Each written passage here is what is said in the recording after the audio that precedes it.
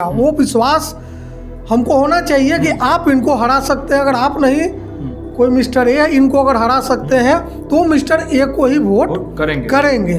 तो इसको tactical voting कहा जाता है।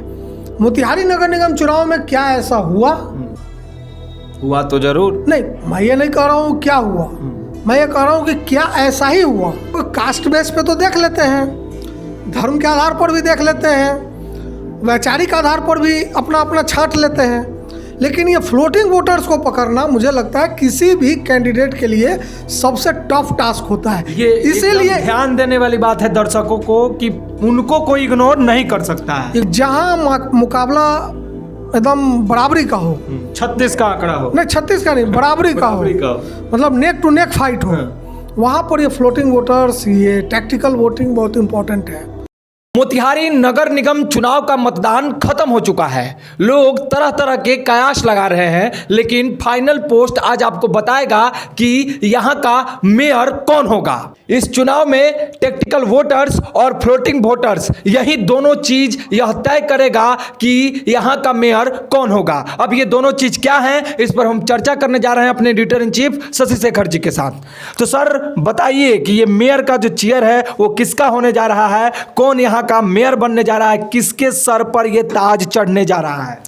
देखिए, आमतौर पर लोग एग्जिट पोल का इंतजार करते हैं, लेकिन फाइनल पोस्ट ऐसा कोई एग्जिट पोल लेकर नहीं आ रहा है। क्यों? इसकी एक वजह है, क्योंकि एग्जिट पोल भी कई बार उस पर यह आरोप लगता है कि यह बिका हुआ है, और हम नहीं चाहते कि फाइनल पोस्ट पर कोई ये इस तरह का आरोप लगाए। लेकिन जो चुनाव की तकनीकी पहलू है, मतदान की जो तकनीकी बातें हैं, जो आपने दो शब्द का इस्तेमाल किया, फ्लोटिंग वोटर्स और टेक्निकल वोटर्स, माफ़ कीजिए टैक्टिकल वोटर्स, ये दोनों बड़ा अहम है और ये हर चुनाव में होता है। इसी तरह इस चुनाव में भी ये चीज़ हुआ है। अब ये क्या है टैक्टिकल वोटर और फ्लोटिंग वोटर? तो टैक्टिकल वोटर आमतौर पर भारतीय इलेक्शन चुनावी सिस्टम में, इंडियन इलेक्शन सिस्टम में जो एक मुस्लिम कम्युनिटी की वोटिंग पैटर्न है, उसके लिए इस्तेमाल किया जाता है। टैक्टिकल वोटिंग मतलब कि वो देखते हैं कि कौन जीत रहा है, कौन हार रहा है, और ये पूरे देश में कमोबेश होता है। और अंत में जो जीतता हुआ, या ये जो कौन जीत रहा है या कौन हार रहा है नहीं, उनका ये होता है कि इस कैंडिडेट को हराने वाला कौन है, उसको वो वोट कर देते हैं। तो ये टैक्टिकल वोटिंग में चीज़ें मानी जाती है। आइडियोलॉजी और तमाम चीज़ों से ऊपर हटकर वो एक अलग चीज़ है कि क्या आइडियोलॉजी तो होता ही होगा कहीं ना कहीं, लेकिन उसमें जो मूल चीज़ है, पैमाना यही होता है। मूल चीज़ ये है कि उनको पता है कि इनको हराना है, और इनको हराने वाला कौन है। ये नहीं कि आपके बारे में ये है कि आप हरा दीजिएगा। वो विश्वास हमको होना चाहिए कि आप इनको हरा सकते हैं। अगर आप नहीं, कोई मिस्टर ए इनको अगर हरा सकते हैं तो मिस्टर ए को ही वोट करेंगे। तो इसको टैक्टिकल वोटिंग कहा जाता है। मोतिहारी नगर निगम चुनाव में क्या ऐसा हुआ तो जरूर नहीं, मैं ये नहीं कह रहा हूँ क्या हुआ, मैं ये कह रहा हूँ कि क्या ऐसा ही हुआ। अगर ऐसा हुआ तो टैक्टिकल वोटिंग। अब देखिए, जैसे यूपी में जो पिछला विधानसभा चुनाव या उससे पहले का जो लोकसभा चुनाव, वहाँ होता क्या है, माफ़ कीजिए लोकसभा नहीं, विधानसभा चुनाव, वहाँ पे मुस्लिम मतदाता सपा और बसपा में जब भी बंटते हैं तो उसका भरपूर फायदा भाजपा को होता है। तो वो वोट डिवीज़न अगर जहाँ भी होगा मुस्लिम वोटर्स का, तो वहाँ फायदा किसी और को होगा, जैसे यूपी में भाजपा को होता है। जैसे भाजपा को। ये चूँकि दलगत चुनाव नहीं है, लेकिन आप ये मान के चलिए कि दलगत नहीं होते हुए भी कुछ ऐसा है कि मतलब किसी दल का किसी को समर्थन है, किसी दल का किसी को समर्थन है। तो ये बड़ा इम्पोर्टेंट है कि वोटर्स जो है, जो टैक्टिकल वोटर्स हैं, माफ़ कीजिए जो मुस्लिम वोटर्स हैं, उसका जो वोटिंग पैटर्न है वो एकजुट रहा या वो बट गया। अगर वो बटेगा तो क्या परिणाम होगा, ये सबको पता है। अगर वो एकजुट रहा तो क्या परिणाम होगा, ये भी सबको पता है। मैं यही कह रहा हूँ कि अगर टैक्टिकल वोटिंग हुई तो मामला कुछ और होगा। अगर टैक्टिकल वोटिंग नहीं हुई तो फिर मामला कुछ और होगा। तो ये तो टैक्टिकल वोटिंग की बात हो गई। अब एक और चीज जो मैंने बताया कि फ्लोटिंग वोटर्स क्या होता है, उसके बारे में सर बताइए। देखिए, फ्लोटिंग वोटर्स वो है जिसका ना उद्धव से देना है ना माधव से लेना है। वो ना उद्धव को जानता है ना माधव को जानता है। वो बहुत आम नागरिक है।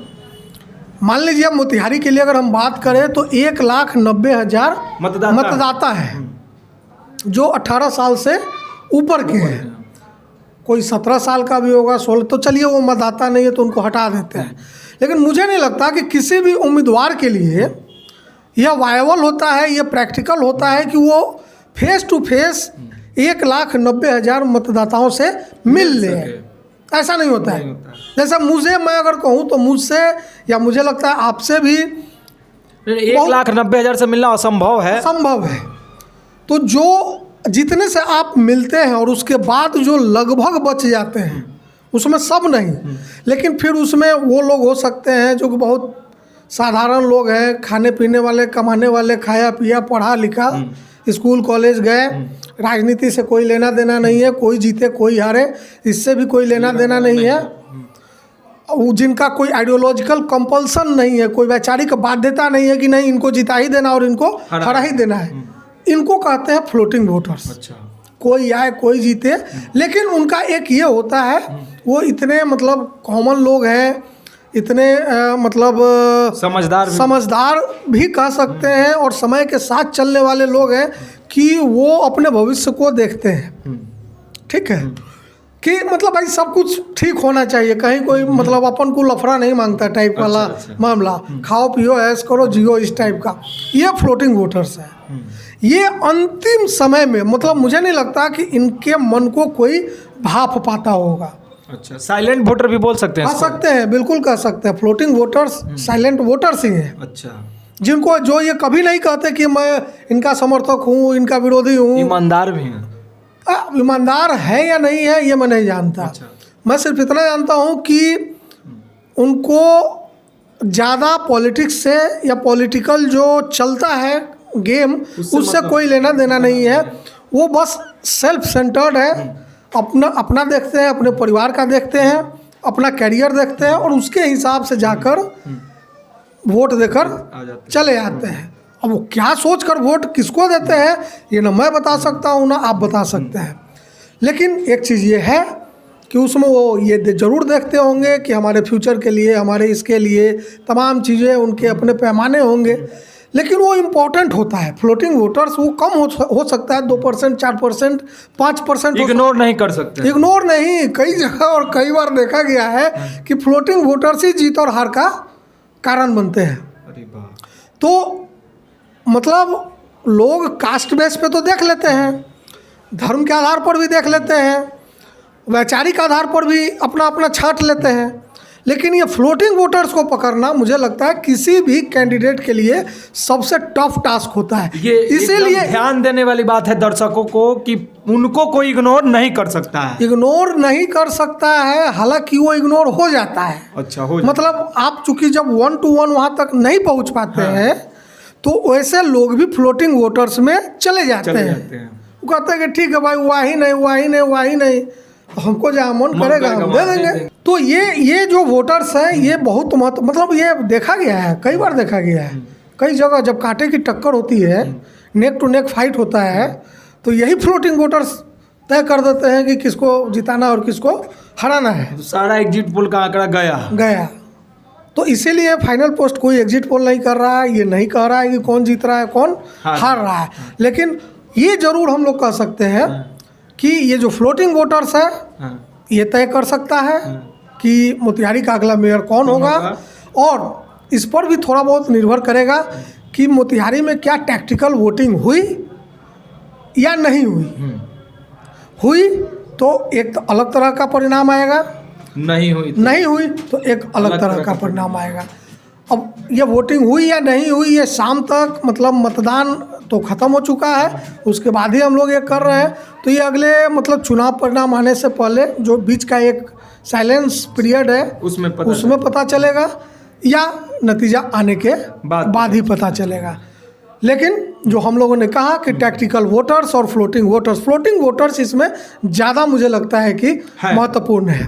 टैक्टिकल वोटर्स भी महत्वपूर्ण है, लेकिन वो जो 2-3-4% वैसे लोग न उधो का देना न माधव का लेना, जिन पर आमतौर पर उम्मीदवारों का ध्यान भी नहीं जाता, वो बहुत महत्वपूर्ण। अच्छा सर, ये एक अंतिम सवाल है कि ये जो अभी फेसबुक चल रहा है, फेसबुक का उस पर जो आप स्क्रॉल करेंगे तो सिर्फ नगर निगम से जुड़ा हुआ जो है आपको तमाम जो प्रत्याशी खड़े हैं उनके जो लोग हैं वो लगातार जो है पोस्ट डाल रहे हैं कि ये जीत रहे हैं, वो जीत रहे हैं। तो ये भी फेसबुक क्या मतलब चुनाव के लिए मायने रखता है क्या? देखिए, वो मतदान के दिन तक जी हो सकता है कि कुछ असर डालता हो। कि इतना ये फ्लोटिंग वोटर्स इतना नहीं, फ्लोटिंग वोटर्स नहीं, ये मतदान के दिन तक जो उम्मीदवार हैं या जो उम्मीदवार के समर्थक हैं, जैसे हम लोगों ने एक चर्चा की थी कि मुकेश सहनी हारने के बाद भी कुडनी में लड्डू बांटे थे, तो हम लोगों ने इसकी तारीफ़ की थी। इसलिए तारीफ़ की थी कि चुनाव में उम्मीदवार और उम्मीदवार से कहीं ज़्यादा जो महत्वपूर्ण है वो है समर्थक, कार्यकर्ता, जो बेचारा मेहनत करता है 2 महीने 3 महीने, उसके उत्साह को बनाए रखने के लिए लड्डू बांटना भी ज़रूरी है, फेसबुक पर पॉजिटिव बातें लिखना भी ज़रूरी है। लेकिन उससे मतदान या फ्लोटिंग वोटर्स प्रभावित हो जाए, फ्लोटिंग वोटर्स मुझे नहीं लगता कि प्रभावित होता है। हाँ, कुछ हो जाते होंगे थोड़ा बहुत, मैं दावा नहीं कर सकता, लेकिन वो ठीक है, वो चुनावी प्रक्रिया का एक हिस्सा है। मतदाता समर्थकों का, कार्यकर्ताओं का मनोबल बरकरार रखने के लिए ऐसा अगर कोई करता है तो गलत नहीं करता है, करना चाहिए। लेकिन वो चुनाव के बाद, मतदान के बाद उसका कोई महत्व नहीं रह जाता। उसके बाद सीधे चुनाव परिणाम के दिन क्या होता है नहीं होता है वही महत्वपूर्ण रह जाता है। कुल मिला के हम लोगों ने जो बातें की वही है कि इन सभी मतलब खासकर वैसे जगह, फिर मैं रिपीट कर रहा हूँ कि जहाँ मुकाबला एकदम बराबरी का हो, 36 का आंकड़ा हो, नहीं 36 का नहीं, बराबरी का हो, मतलब नेक टू नेक फाइट हो, वहाँ पर ये फ्लोटिंग वोटर्स, ये टैक्टिकल वोटिंग बहुत इम्पोर्टेंट है।